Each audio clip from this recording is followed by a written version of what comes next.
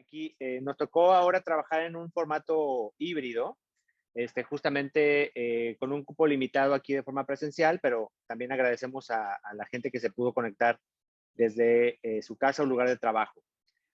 Vamos a empezar ahorita, tenemos un ponente invitado, ya muy conocido de la localidad, el doctor Guillermo Contreras. Agradecemos bastante la oportunidad que nos da de conocer un poquito su experiencia. El día de hoy es la primera sesión de este año del Colegio de Cardiología del Norte. Y pues claro que también es la primera sesión para el consejo directivo, la mesa directiva entrante. Tenemos bastantes cosas y proyectos que estamos planeando para este año. Vamos a platicar un poquito de eso al terminar la sesión para darle un poquito de oportunidad a que más gente se pueda unir. Hemos trabajado con la mesa directiva para justamente producir estos proyectos, planearlos y con la esperanza de que se puedan lograr en el transcurso del año. Queremos agradecer también a nuestro sponsor del día de hoy, a Sofarma, que nos está ayudando justamente a lograr la plataforma para esta sesión. Entonces, para no retrasar más la sesión, quiero darle las gracias al doctor Guillermo Contreras, que nos pueda empezar a mostrar un poquito de su experiencia. El doctor Guillermo Contreras es egresado de la Facultad de Medicina de la Universidad Autónoma de Nuevo León, hizo medicina interna también en el Hospital Universitario, cardiología y después un curso de alta especialidad de ecocardiografía. Gracias. Sí. Vamos a ver la presentación muy rápido. En realidad agradezco mucho a Juan por la invitación y a Sofarma por el sponsor de esta charla. Este es mi potencial conflicto de intereses. Ya saben que trabajo con toda la industria y que me gusta dar mucho estas charlas.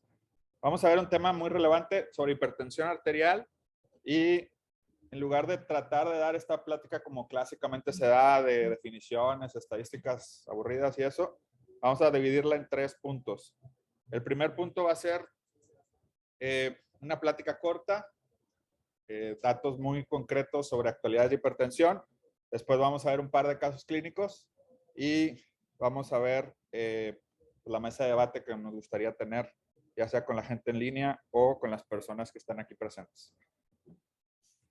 En los últimos 50 años, y este artículo se publicó en New England el año pasado, en marzo, la cardiología ha avanzado mucho y gracias a eso se ha logrado una reducción de hasta el 50% de la mortalidad cardiovascular, y aunque el mayor avance se da principalmente en la placa aterosclerótica, en la cardiopatía isquémica, también en la parte de hipertensión.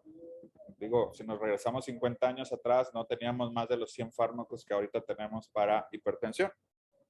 Una de las cosas que se publica en este artículo más interesantes es saber que con buenos hábitos, buena dieta y bajo ciertas estrategias es posible que algunos de los pacientes se quiten los medicamentos antihipertensivos, y esto lo vemos que en pacientes que cambian radicalmente su estilo de vida y no necesitan tomar fármacos de manera permanente. Y la otra es que ya tenemos moléculas más predestinadas para cierto grupo de pacientes y sabemos qué moléculas benefician unos a otros pacientes. Todavía falta mucho por investigar, pero es importante conocer esto. En el 2017, alguna vez yo escuché al doctor Cigarroa decir que México tenía la prevalencia más alta de hipertensión en todo el mundo. Y después salió ahí en una nota y decía yo que Cigarroa era un exagerado, pero luego ya lo conocí y sé que no es exagerado, simplemente sabe muy bien de estadística. Y precisamente el año pasado publican una estadística que a mí me mucho. Lo que dice la estadística es que el 49% de los adultos en México tiene hipertensión. Y si nos vamos por grupo de edad, en el grupo de más de 60 años, hasta el 75% de la gente actualmente tiene hipertensión. Y este estudio, aunque dice aquí que es una encuesta, en realidad fueron pacientes que les tomaron la presión con un dispositivo oscilométrico y en los que confirmaron la presencia de esta enfermedad con los nuevos criterios de la Sociedad Americana de Hipertensión. Entonces, ya no es la enfermedad que era de los 30, ¿no? 30% la padece, 30% no sabe que la tiene. Ahorita 1 de cada 2 mexicanos que viene a consultorio tenemos que sospechar de esta enfermedad. Ya todos conocemos las tablas de la sociedad que fueron publicadas hace 2, 3 años. Ahorita lo que nos interesa es ver 4 cosas que me gustaría compartir con ustedes, temas de la actualidad. El primero es COVID, que pues, yo sé que están atiborrados de eso. El otro es de las guías europeas del monitoreo de la hipertensión que salieron hace un par de meses, las guías de la sociedad canadiense, o más bien el highlight que se les dio este año, y las nuevas guías que se van a publicar en un par de semanas sobre embarazo e hipertensión, que creo que, digo, darles esta información les va a ahorrar algo de lectura en las próximas horas. ¿Qué se ha publicado de COVID? Bueno, ¿qué no se ha publicado de coronavirus en los últimos 2, 3 años? Ustedes saben qué es lo que más se publica y cardiología no es la excepción. Cualquier cosa que involucre COVID es publicable en los últimos 2 años. Una mosca con COVID y pacientes con COVID y todo. De lo más relevante es que el 50 o 55% de las personas que padecen hipertensión y que tuvieron COVID tuvieron hasta 200% más complicaciones que los pacientes que no tenían hipertensión y sobre todo aquellos que no estaban controladas. Sabemos que México es un mundo de metabolismo, obesidad, hipertensión, diabetes. Y aunque a principio de la pandemia empezamos a ver factores socioeconómicos, demográficos, etcétera, etcétera, se tuvo mucho miedo en las personas vulnerables. Yo sé que ustedes recuerdan que se daban incapacidad al por mayor, si tenías hipertensión, si tenías diabetes, todo el mundo en su casa, etcétera. Y sobre todo porque no se sabían los mecanismos de lesión que daba COVID. Actualmente que ya se conocen un poco más estos mecanismos y que sabemos que son a 3 grupos principales, en este caso arritmias ventriculares, falla cardíaca y trombos o infarto al miocardio, que a los cardiólogos nos preocupan estos 3 desenlaces.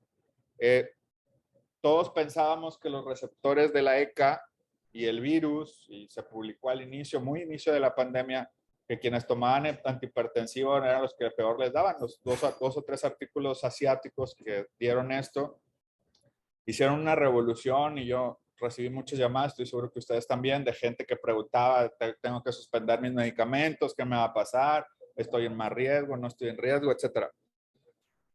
Las sociedades rápidamente sacaron sus posturas un par de semanas después, tanto la americana como la europea, y dijeron tranquilos, no es algo real, fueron unas publicaciones chinas, como yo les digo, que no hay que tomarlas del todo al cierto, y vamos a seguir usando los medicamentos y a estudiar. Y precisamente hace un par de meses sale esta Betty, tengo el gusto de conocer, dando una conferencia sobre los efectos a largo plazo y a corto plazo de COVID. Esta plática está gratis en la Sociedad Europea de Cardiología, se la recomiendo mucho, son 30 minutos que le resumen todos los artículos sobre COVID, está muy padre. En este artículo que fue de los que se publicó hace 2 semanas, se estudiaron más de 100,000 pacientes. ¿Y qué dijeron? 69,000, bueno, fueron un artículo de revisión, obviamente compilaron muchos artículos de todos los países, Costa Rica, España, México, etcétera, etcétera. 69,000 pacientes en el brazo de beneficia el uso de IECAS y ARAS en pacientes con COVID y 50,000 en el brazo de no les perjudica, es decir, se vuelven neutrales. Y con esto podemos decir que todos los antihipertensivos, incluyendo los IECAS y los ARA, pueden seguir usándose en pacientes con COVID y deben de seguir usándose. En realidad, quienes toman estos medicamentos tienen una mejor protección, tasa de protección. Les decía que este artículo lanza 69,000 pacientes de un lado donde benefician, 50,000 del lado que es neutro, y los autores concluyen que podemos utilizar todos los antihipertensivos, incluyendo IECAS y ARAS, de una manera ya más contundente. Es información fidedigna que a nuestros pacientes beneficia el saber que esto es una seguridad. No tuve la oportunidad de leerlo porque se publicó hace 2 días y es manejo de emergencias en COVID, y lo que pude ojear del artículo habla de que se tienen que manejar igual que cuando no tienes COVID, medicamentos IV para los que llegan con urgencia hipertensiva, angina, edema pulmonar, etcétera, y darle el mismo tratamiento que a los pacientes que no son COVID. no por tener COVID vas a manejar la urgencia o emergencia hipertensiva diferente. En este caso, eso es lo que dice. En resumen, para esta primera parte o primera sección que es COVID, es utilizar agentes antihipertensivos. Todas las opciones son buenas, los YECAS, los ARA son bastante seguros y los pacientes no controlados tienen el 200% más de complicaciones. Ahora sí, bien rápido, en las guías, ¿qué dicen las sociedades actualmente? Las más actuales fueron la de la OMS del año pasado y esta del consenso de monitoreo de presión arterial. Esto se compartió en el chat de la sociedad durante la semana pasada, creo, que es la imagen de cómo debemos de decirle al paciente que se tome la presión. Yo lo que hago es imprimírsela al paciente y decirle, así te tienes que tomar la presión, porque si no el paciente acostado, parado, después de subir las escaleras, toma la presión como quiere.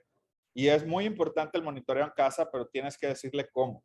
Entonces, es importante también mencionarle los sitios en donde se validan los agentes, los dispositivos médicos para que se estén tomando la presión.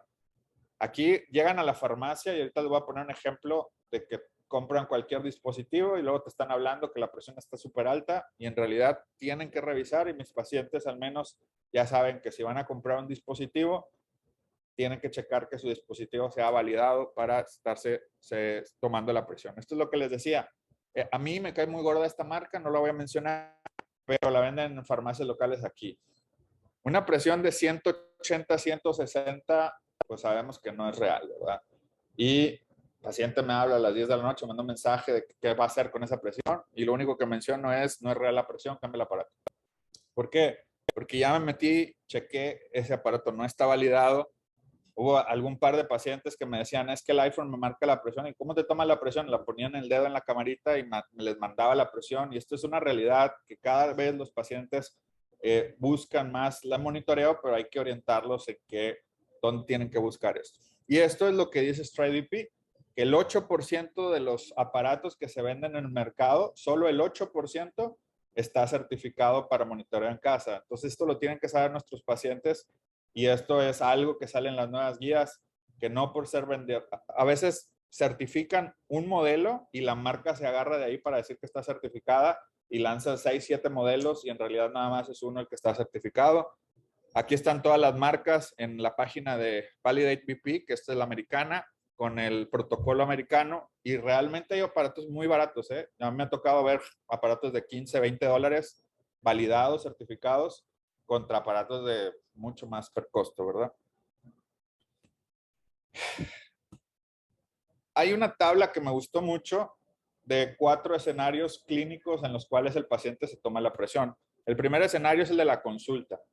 Ese, todas las veces que llegan al consultorio, creo que les tomamos la presión a los pacientes y ahí menciona que todas las consultas médicas debería de ser una de las cosas que se hacen. Pues los oftalmólogos ni los que lo hagan, pero nosotros sí lo tenemos que hacer.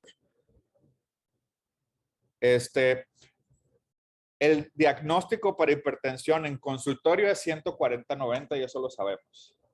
Luego, en casa, ¿qué le tenemos que decir al paciente? El diagnóstico baja 135-85 en casa con un aparato validado, es lo que debe de ser como un límite.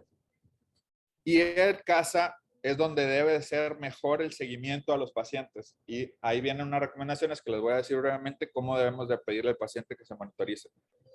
El mapa que algunos de nosotros tenemos en consultorio, debemos de ofrecérselo. Un paciente hipertenso debe tener un mapa al menos una vez en su vida para ver si es hipertenso nocturno y es muy importante para el diagnóstico y clasificar. No necesitas un mapa para diagnosticar, estoy de acuerdo, con las tablas de medición, con que tú lo hagas es suficiente, pero a veces cuando trabajas con terceros pagadores o que necesitas demostrar al paciente que tiene hipertensión, y ahorita lo vamos a ver, en los casos clínicos es útil el mapa. En farmacias o en escenarios públicos, ahí pierde mucha validez estas tomas porque el paciente está en una cosa no controlada, pero a veces es necesario, digo, a mí me ha tocado pacientes que dicen, es que fui a la Cruz Roja todos los días a que me tocaran la presión o a la M o a algún tipo de servicios. Y bueno, esos hay que ver cuál es el límite de hipertensión que se marca. Tomar las mediciones con el dispositivo electrónico, que traigan las mediciones por lo menos 3 días previos a la consulta y que se midan la presión 2 veces al día, en la mañana y en la noche, es lo que dice la Sociedad Europea, para que la consulta sea más efectiva. Si tú le tomas la presión una vez cada 3 meses al paciente y le ajustes el medicamento en base a eso, vas a cometer un error. Entonces tienes que decirle al paciente, antes de que vengas, una semana tienes que tomarte la presión 2 veces al día y ven con tus registros para saber cómo te voy a modificar el medicamento. Eso es súper importante y eso ayuda mucho para que el paciente esté consciente de sus niveles de presión arterial.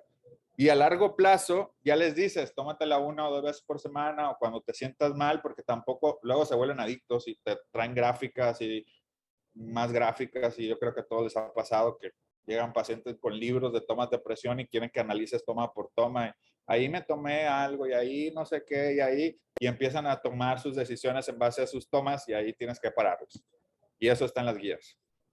Luego, si en el consultorio tomamos la presión todavía con el, ¿cómo se llama? Auscultando al paciente, estamos mal. Ya estamos haciendo medicina de hace 10 años. Lo que tenemos que tener es un aparato de osciloscopía.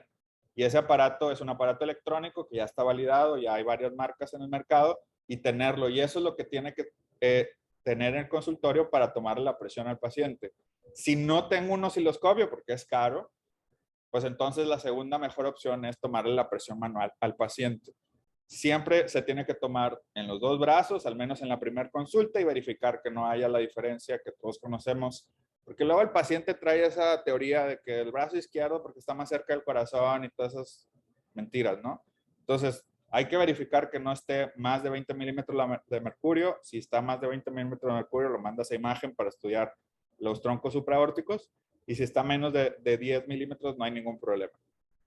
Y como les dije hace rato, todos los pacientes hipertensos al menos idealmente tienen que tener un mapa en su vida. En resumen, hay que monitorizar a los pacientes, monitorizarlos bien, en el consultorio tomarles bien la presión y que usen aparatos validados. Tercer tema, por eso les dije que me iba rápido. Canadá.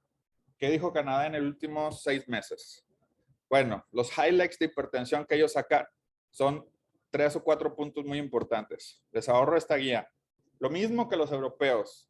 Necesitas tomar monitor automático. Ya no utilices el Bauma clásico. La auscultación ya es una alternativa. Ya pasó a segunda mejor opción. Ya no es la mejor opción. Y los aparatos ambulatorios, tanto automáticos como que el paciente hace, es lo ideal. Luego, hacen mucho hincapié también en la posición de toma de presión. Si nosotros no hacemos ese hincapié, luego los pacientes van a decirte, es que traía la presión así, así, así, y vamos a tomar malas decisiones en el ajuste de medicamento. Entonces, yo sí me tomo algunos minutos para decirle al paciente, cuando te tomes la presión, tienes que asegurarte de esto y esto, que no comas, que no fumes, que no hagas esto. Y yo sé que es un gorro, pero le digo, te vas a tomar 10 minutos de tu día para tomarte la presión y no va a ser todos los días. O sea, y eso es importante. Luego hacen este algoritmo que en teoría iba a correr así. El algoritmo está sencillo. Cualquier medición elevada de presión bajo cualquier circunstancia tiene que consultar. Si en la consulta no está elevada, no tiene presión alta. Está muy padre. Y luego, si la consulta está más de 180, 110, tiene hipertensión. Ya no necesitas hacerle más estudios. Ese paciente es hipertenso. Luego, si no está más de 180, 110, entonces tienes que evaluarlo. Si tiene diabetes, si no tiene diabetes.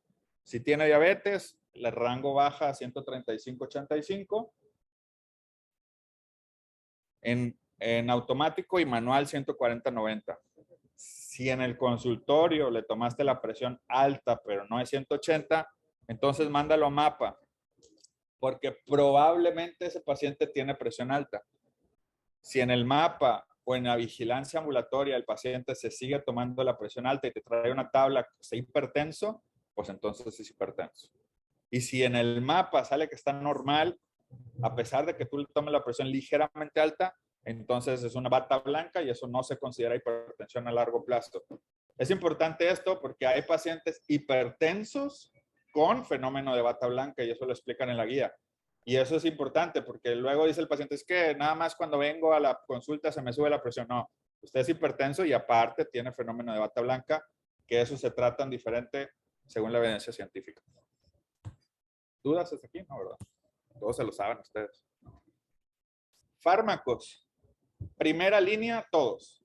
Ya no existe eso de que primero tiazidas y luego no sé qué y luego conflicto de intereses. No, en realidad, con que tú inicies un medicamento antihipertensivo al paciente, ya le ahorraste mortalidad, morbilidad, etcétera, etcétera. Y todos los fármacos son primera línea. Obviamente hay aclaraciones en las cuales pues a las mujeres embarazadas no les vas a dar yecas ni aras. Obviamente a los pacientes con diabetes les vas a preferir yecas y aras para protección ahí vascular o microvascular. Obviamente a los pacientes con cardiopatía les vas a preferir beta bloqueo para bajar la mortalidad.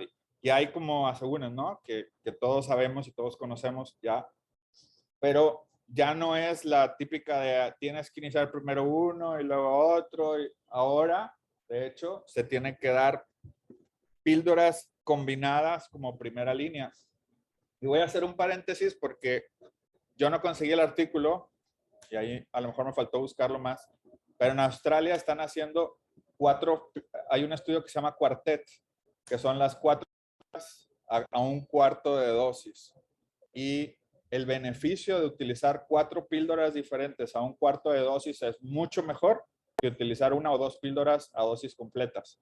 Es decir, bloquear varios mecanismos de acción de hipertensión en un cuarto de dosis, ARA, betabloqueo, calcio antagonista, diurético, les va mucho mejor a los pacientes, bajan hasta 25 milímetros de mercurio con un cuarto de dosis y ellos ya hicieron una formulación de en una cápsula meter 4 cuartitos de pastilla y se la dan al paciente y tienen muy buenos resultados. Australia. Todos los antihipertensivos son buenos, monitorizar a los pacientes, algoritmo fácil para los canadienses. A mí me gustó ese de si 180, 110 tienes hipertensión, que ahora ya lo estoy aplicando. Y por último, para ya no quitarle su tiempo, antes de los 2 casos clínicos que traigo, embarazo e hipertensión. Esto se va a publicar en un par de semanas en el AHA. Ustedes lo encuentran en línea, obviamente, porque ya tienen la suscripción, pero se los voy a resumir bien rápido. Todavía se siguen peleando por las definiciones de hipertensión en embarazo. Los americanos dicen que 160-90 es lo más, a pesar de que todo el resto de la población debe ser 130-90. Y es algo que los autores mencionan como un error. Deberían de tener los mismos criterios, no sabemos porque no hay estudios, pero todas las sociedades de todo el mundo todavía se pelean si 140, 130, etcétera. Aunque ya se demostró que entre más baja tenga la presión la mujer, les va mejor aparentemente, pero con un límite. ¿Por qué? Porque el límite es la circulación fetal. Luego, si una mujer llega hipertensa, que ahorita estoy controlando a 2 o 3, yo ya les expliqué esto, tienes 170 y hasta 400% más de probabilidad de complicarte. Tanto la mamá como el bebé. Los bebés, a pesar de que salgan con un desarrollo normal, pueden tener muerte prematura si la mamá es hipertensa y no se controla. La mamá puede tener infarto, disección coronaria, stroke, etcétera, etcétera. Y conforme se añaden como enfermedades, se añade morbimortalidad. Y eso yo creo que todos lo conocen. Hipertensión actualmente es la segunda causa de morbimortalidad. Vienen 2 páginas de esto que está padre, que es el mecanismo fisiopatológico por el cual la hipertensión es un círculo vicioso en la mujer embarazada por todo el fenómeno hormonal que sucede en el sistema RAS, en el sistema de líquidos, etcétera, etcétera. En resumen, básicamente todas las hormonas atacan a los órganos vitales, hígado, riñón, corazón, el cerebro, y hasta que nace el bebé, la mamá se alivia, como el término lo dice, de todo este brush hormonal y de todo este fenómeno. Y puede tardar hasta 45 días en que se acabe todo esto, porque todos conocemos que hay hipertensión postparto o miocardiopatía postparto. Aunque sacaron al bebé, la mamá sigue corriendo ahí peligro. Los tips son, en la primera semana del embarazo, después del parto, apliquen furosemida, sobre todo si la mamá está edematizada. 60% más de control si aplicas furosemida a buena dosis en la mamá postparto. Luego, medicamentos de primera línea, nifedipino, labetalol, hidralazina, en ese orden. Y si no tenemos, metildopa, nicardipino, clonidina y furosemida. Y si no tenemos, le metes lo que puedas tener, excepto yecas y aras si está embarazada. Y si ya tuvo el bebé, ya le puedes dar lo que quieras. Entonces, eviten AINES. Una de las causas que encontraron en los estudios es que las mujeres les daban mucho AINE para el dolor, posparto, etcétera, y eso les disparaba la presión. Pero al final dicen que se necesitan más estudios con mamás embarazadas, con posparto, para saber qué onda con el embarazo y la hipertensión, porque en realidad pues, no es ético hacer estudios en embarazadas y posembarazadas y demás. Y que están, ¿cómo se dice?, esperando nueva evidencia científica al respecto, que no pueden dar conclusiones prematuras porque tampoco saben cuál es el límite en la circulación materno-fetal, hasta dónde llevar a las mujeres embarazadas. Por lo pronto, la meta es menos de 140 y menos de 90. Si son diabéticas, menos de 130 y menos de 80, igual que en las no embarazadas. ¿Dudas hasta aquí? Ya acabamos los 4 puntos. ¿Algún comentario? Dime. Se comenta algo de la hipertensión enmascarada. Digo, la verdad es que yo nunca he visto un paciente con tal enmascarada, pero en las guías europeas todavía se comenta en parte de la evaluación del mapa.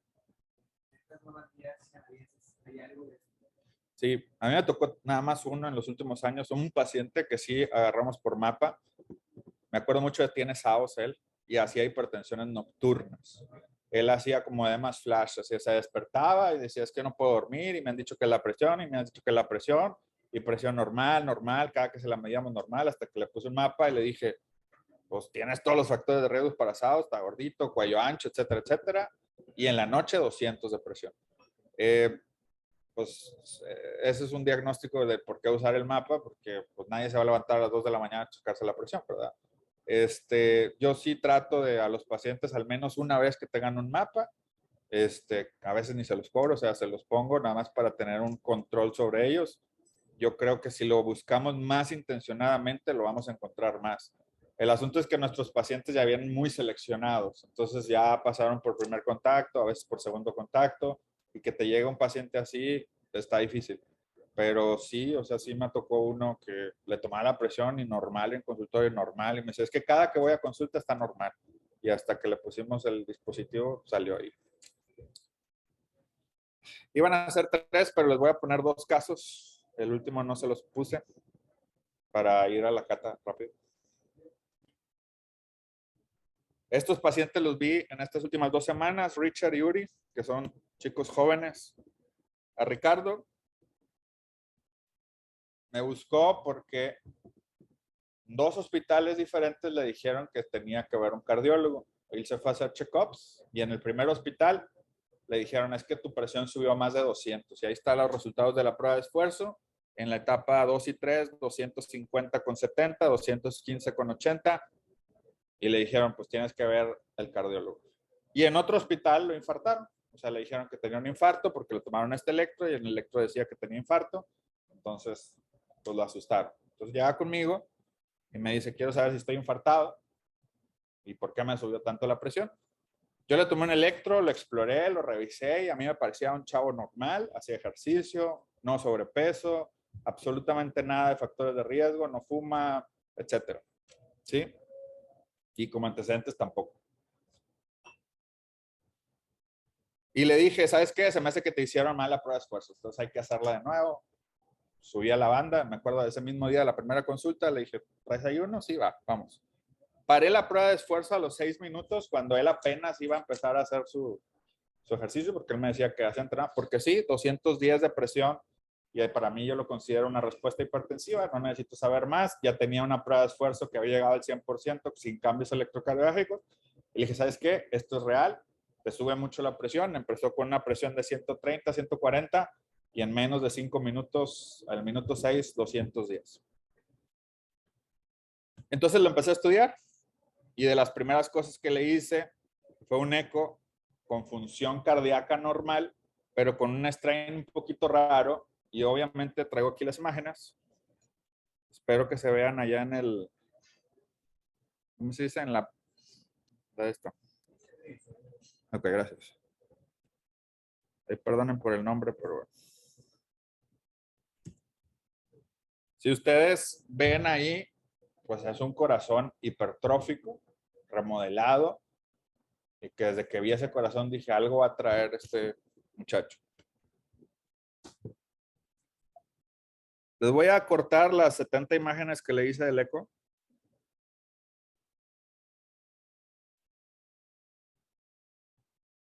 Para mostrarles esto.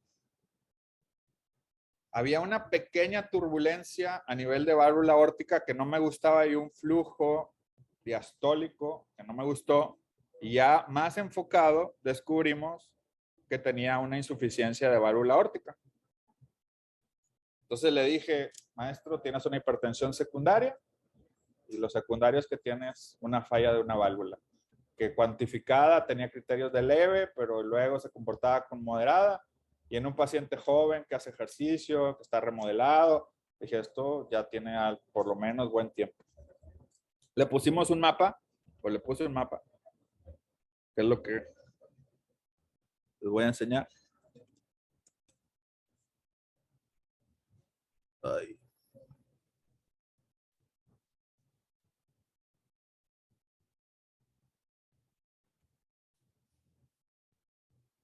Y el mapa, cuando hacía ejercicio, evidentemente elevaba la presión con antihipertensivo, porque en el primer día le di antihipertensivo, ahora más IECA a dosis moderadamente altas. Y en una semana después le puse el mapa y hacía picos de 160, 180 y aún nocturnos de repente se salía y no alcanzaba a controlar el 100%.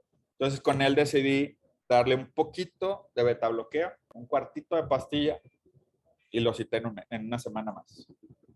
Las guías dicen que si un paciente no está controlado, lo tienes que ver durante el mismo mes que lo empezaste a medicar. Una vez controlado, ya lo puedes mandar a los 3 o a los 4 meses. Clásicamente vemos a los pacientes y cuando está súper controlado, ya sea que lo refieras con la segunda o primera atención o lo veas semestralmente para hacerle todos los estudios y es como le hago a mis pacientes. Yo los veo, en el primer mes los trato de meter a control y si logro meterlos a control, ya los empiezo a citar al trimestre o al semestre para volver a evaluarlos. En este paciente yo lo clasifiqué como una hipertensión secundaria de disfunción valvular, aunque le dije vamos a estudiar que no sea otra causa y seguramente lo seguiré evaluando en un futuro, pero de ser un chavo sano, tomar triple terapia antihipertensiva y limitarle su actividad física porque él trepaba cerros y hacía cosas, le dije, pues ya no seas tan intenso. Ahora, ¿por qué seleccioné esa terapia con él? Porque a él le gustaba hacer mucho ejercicio y seguramente iba a seguir haciendo ejercicio y iba a levantar su frecuencia cardíaca, entonces quería bloquearlo un poquito. Segundo caso clínico. Muy similar. Uri me dijo que toda su familia es hipertensa, papá, mamá, hermanos, etcétera. Chavo de 28 años que me dice, yo agarré el aparato de mi papá y me la tomo y traigo 170, 90. Exploración normal y un electro aparentemente normal, aunque la típica de que se salen las rayas del electro y probablemente tenga hipertrofia ventricular. El eco de corazón, que a él le hice lo primero un eco, no le hice prueba de esfuerzo, porque ahí lo tengo en el scan en el consultorio, está totalmente normal. Si quieren revisarlo bien rapidito, este no traía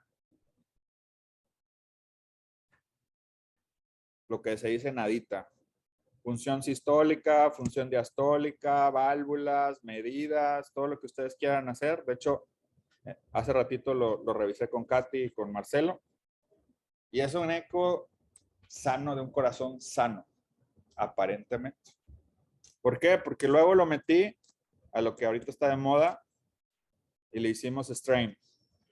Y para sorpresa de nosotros, el strain estaba bajo y traía datos de infiltración. ¿Qué es? No sé. O sea, la verdad, si soy sincero, no sé qué sea la interpretación de este eco con strain bajo en un paciente sano, joven, sin factores de riesgo. Pero ya hay datos de inflamación y fibrosis. Y aunque la FEBI esté normal, y aunque el remodelado ventricular esté ausente, y aunque pues, un paciente que me dice que está hipertenso y que está ligeramente hipertenso, pues lo empiezo a evaluar. Le dije que se hiciera monitoreo en casa. Aquí hizo las cosas al revés. Diastólica a un lado, sistólica de este lado. Pero si ustedes se fijan, está hipertenso, hipertenso, hipertenso, hipertenso, hipertenso durante los últimos 10, 12 días. De hecho, lo vi a él el día de hoy. Le pedí los exámenes de evaluación, tiroides, bioquímico, radiografía, todo está normal, incluyendo renina plasmática, incluyendo metanefrinas, incluyendo todo. Y él se los hizo y todo está normal. Le puse un mapa ayer y hoy lo cité y está hipertenso todo el día. Entonces le inicié medicamento y lo clasifiqué como una primaria. Le dije, vamos a utilizar doble terapia contigo. Doble terapia, ¿por qué? Porque ya tiene un strain bajo, no quiero que se remodele ese corazón y estaba ligeramente taquicárdico en la consulta, aunque en casa y en el monitor normal.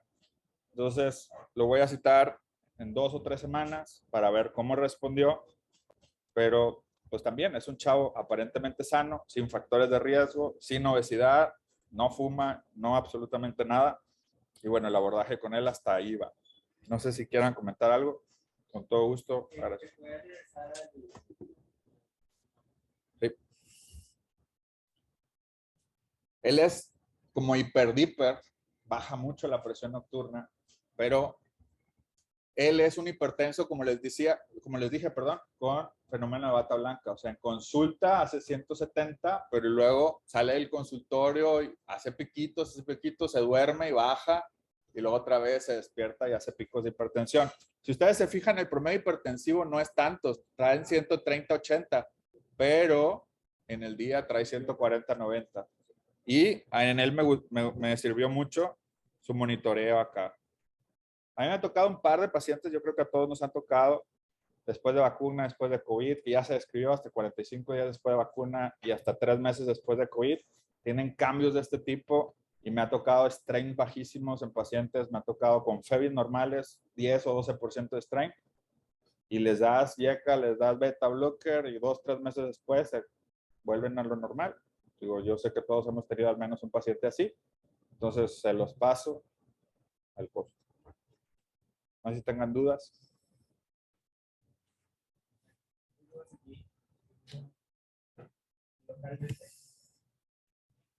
Ya para cerrar, perdóname. Perdón. Al mes y a los 3 meses.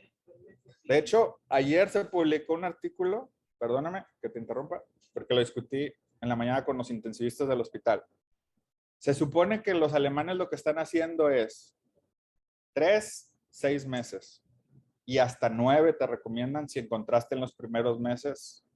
Ellos hacen resonancia, BNP, troponinas y todo este rollo, pero también una subparte es hacerles seguimiento al mes, a los 3 meses, a los 6 meses, a los 9 meses, y cuando resuelvan, dejas de hacer seguimiento. Pero ya él sí, por lo menos 3 a 6 meses le doy seguimiento.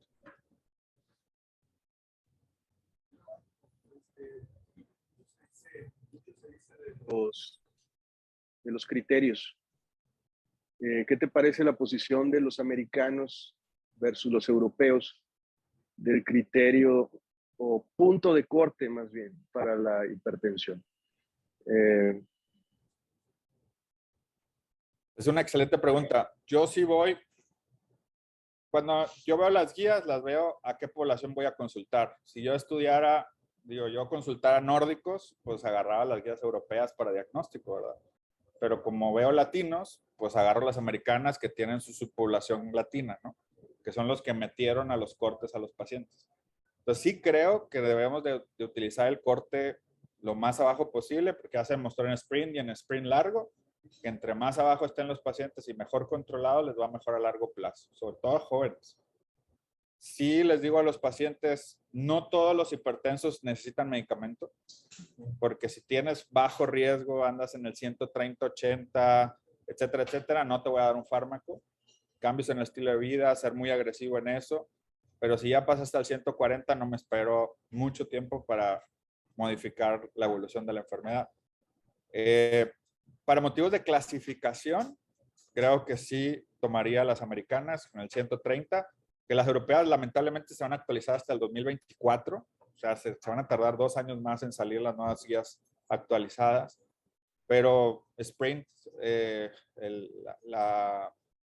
seguimiento a más largo plazo vuelve a demostrar que entre mejor controlados y más estrictos seamos, mejor le va a los pacientes. Te quería comentar que yo comparto tu interpretación de como la acabas de hacer, porque entre más pegado y lo ideal esté, pues es mejor para el paciente a largo plazo. Entonces llega un joven que tiene 135 de presión, pues no le puedes decir que está normal, ¿verdad? Le tienes que decir que es hipertenso, y donde está el tema es que tal vez no necesita medicina, pero porque no necesite medicina no significa que no sea hipertenso, ¿verdad? Entonces, comparto tu interpretación. Gracias, gracias Luis. ¿Alguien más?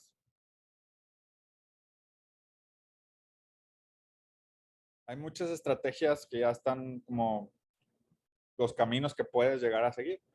Algunos se van por la parte de bloqueo de aldosterona, por espironolactona como uno de los caminos.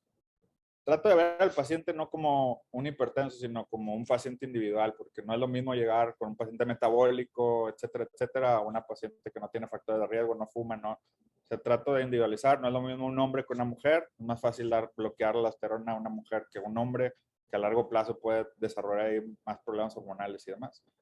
Pero comparto mucho la estrategia de los australianos. No me voy a tope con los medicamentos. Empiezo a combinar 2 o 3, 4 líneas antes de llevar a tope. Creo que antes de que llegaras mencioné que Quartet es un estudio que se publicó en Australia hace un par de meses de un cuarto de dosis de cada fármaco, línea farmacológica. Entonces, la nueva moda es combinar varias líneas farmacológicas en bajas dosis antes de llegar a tope de 1 o 2 líneas farmacológicas. Y demostró que alcanzas mucho más rápido metas y mucho mejor, más estables a largo plazo. O sea, yo sí combino, las 4 eran ARA2, creo que era Iber, con la que ellos utilizaron, era beta blocker, era tiacida, y creo que utilizaron Spiro, si mal no recuerdo, era Spiro. O sea, eran 4 dosis de 4 fármacos. Cuando hacen picos, por ejemplo, los que hacen fenómenos de... Por eso te digo, tratamos de individualizar. Cuando hacen fenómeno de bata blanca y que en realidad el mapa está súper controlado y que nada más en periodos de estrés, preconsulta o bajo ciertas situaciones me dicen es que hago 170, 180, les doy el alfa, porque por el efecto de hipotensión rápido, sí le digo, oye, antes de que vayas a la cirugía, tómate un alfa 2 o 3 horas antes, o antes de que hagas esto, tómate, digo, son estrategias ya individuales, no a lo mejor fuera de guías y no tan recomendadas como tal, pero sí funciona para tenerlos en control. 2 o 3 pacientes que me topé en valoraciones preoperatorias de estas de antes del quirófano que están ahí en la... Es que no lo podemos meter porque trae 200 de presión. Pues no lo metas, ¿verdad? Pero lo quieren meter ya. Entonces, a esos pacientes los agarras, los controlas un poquito y antes digo, después de estudiarlos, sí les dejo calcio. Los nefrópatas, excelente meterles un bloqueador. Los pacientes con próstata, en conjunto con el uro, les das medicamento también para la próstata y fuego también les ayuda para la presión. Y luego los nefrópatas no les puede dar Spiro por el potasio, ¿verdad? Ni llegar a muy alta dosis. Entonces, si te vas a vasodilatador, nitratos, etcétera. Excelente pregunta.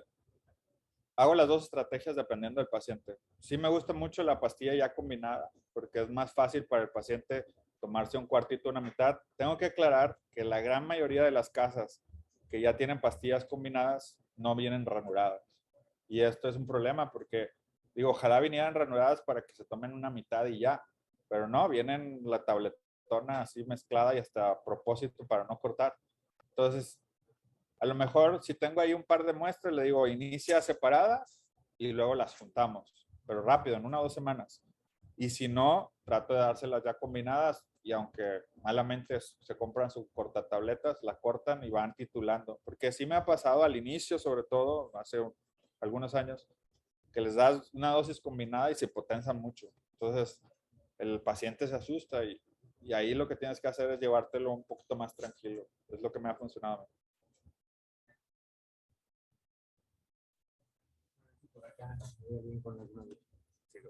Muchas gracias. ¿Alguien de nuestra audiencia que esté en casa o en trabajo tiene alguna duda?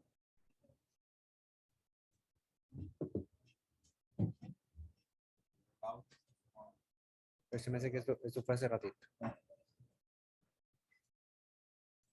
Déjame ver dónde está.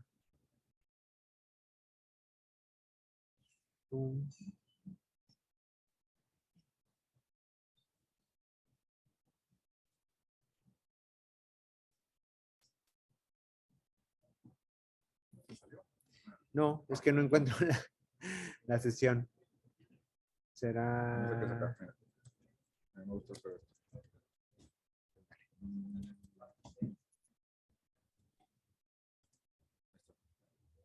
volver a la reunión. Dime.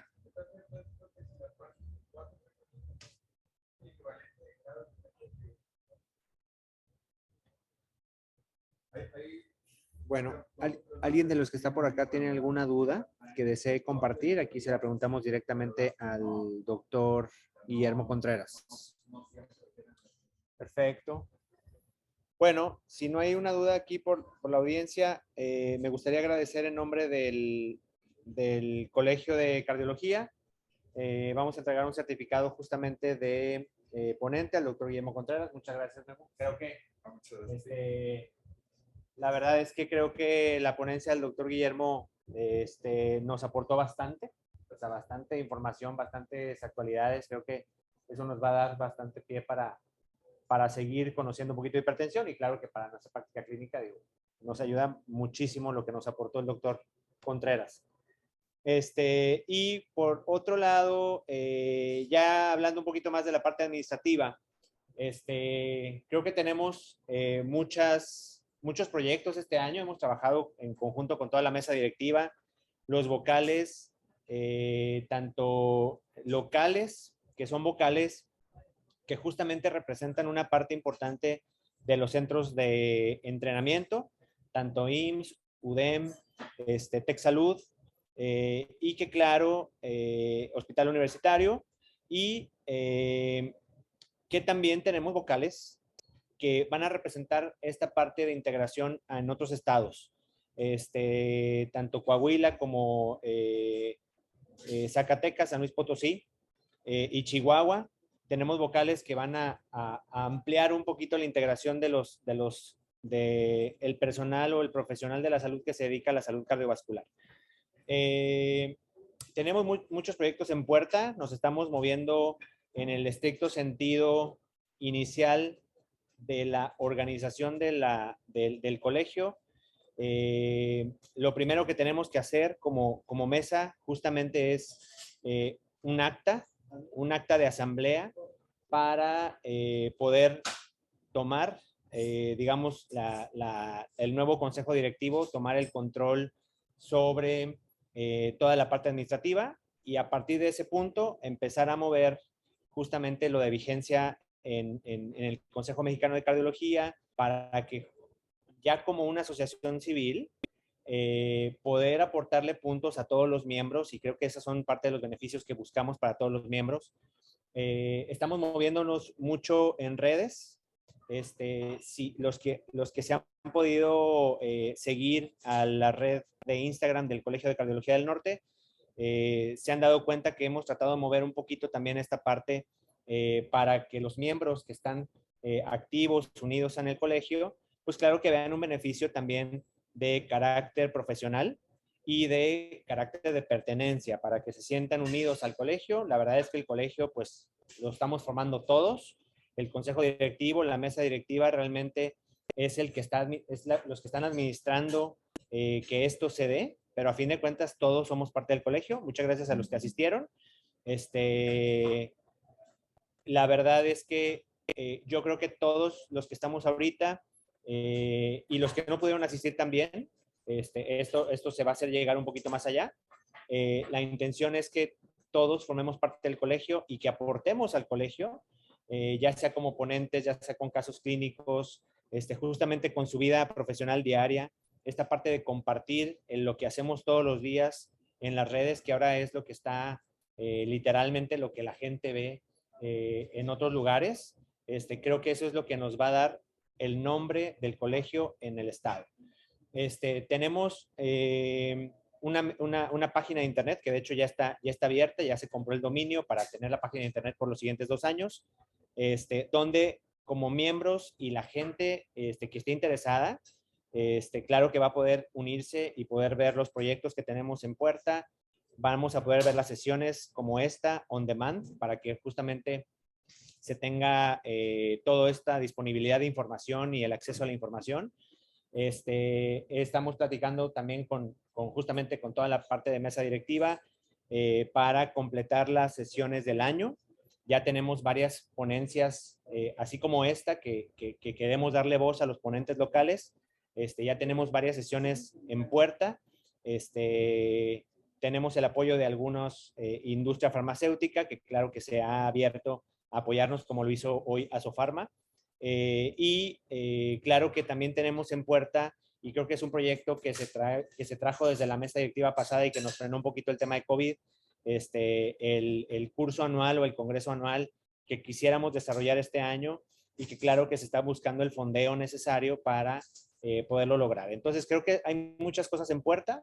Al ratito o el día de mañana les vamos a pasar un video de lo que llevamos de página de internet, pero si quieren irla revisando, la página es ccdn.com.mx y traten de unirse o de seguirnos en el Instagram del Colegio de Cardiología del Norte para que también podamos unir y darle un poquito de movimiento al mismo Instagram del colegio y con eso pues obviamente crecerlo. No sé si alguien en la mesa directiva tenga algún comentario adicional que quisiéramos comentar por acá. Perfecto. ¿Sí? ¿No? Ok. Muy bien. Entonces, vamos a guardar esta sesión para tenerla on demand. La vamos a editar un poquito también para que pudiéramos tener todo el acceso de esta plática y que todos lo tengan a la mano y también los que no pudieron asistir, pues que lo tengan a la mano. Pero, pues bueno, agradecemos mucho la asistencia de todos. Déjenme antes de que se me salgan, tener un poquito aquí de grabación de los asistentes.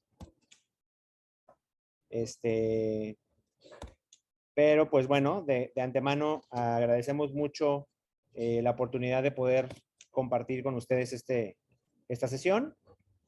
Y bueno, pues si no queda más comentarios, pues damos por cerrada la sesión del día de hoy y como quiera el consejo directivo, bueno, va a estar comunicando los avances que tenemos en el transcurso del siguiente mes. Muy bien, pues muchas gracias a todos. Si ya no hay ningún comentario, nos estamos viendo pronto. Muchas gracias.